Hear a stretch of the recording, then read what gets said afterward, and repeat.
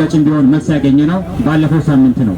ይኸውም የኢትዮጵያ መንግስት በኦሮሞና አማራ ወገኖቻችን ላይ በሁለት ቀን ውስጥ ብቻ ከ90 ንጹሃን በላይ ህዝቦችን በመግደሉ የዚህ ድርጅት የበላይ ኮሚሽነር የሆኑት ልዑል አልዛይድ አልሁሴን የኢትዮጵያ መንግስት ሁለቱ ህዝብ በአማራና በኦሮሞ ህዝቦች መካከል ላይ የተፈጸመውን ግፍ የሚያጣራ ገለልተኛ ኮሚሽን በአስቸኳይ ወደዛ እንደሚልኩ በራሳቸው በፊርማቸው ለኢትዮጵያ መንግስት ጥሪያቸውን አስተላልፈዋል።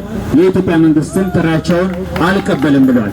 የኢትዮጵያ መንግስት እንኳን ለዓለም አቀፍ ህግና ራሱ በአስርታቱ ለፈረመበት ህገ መንግስት እንኳን የማይገዛ ነው። ህዝቦች ህገ መንግስታዊ ጥያቄያቸውን በሚያነሱበት ሰዓት ነው በጥይት እየተጨፈጨፉ ያሉት።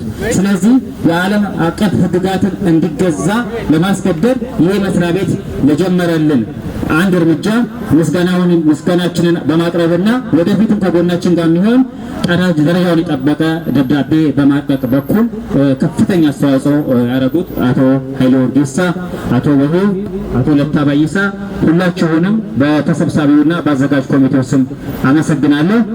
ለሁላችሁም እንግዲህ የኢትዮጵያን ትንሣኤ በቅርብ ያሰማን እላለሁ።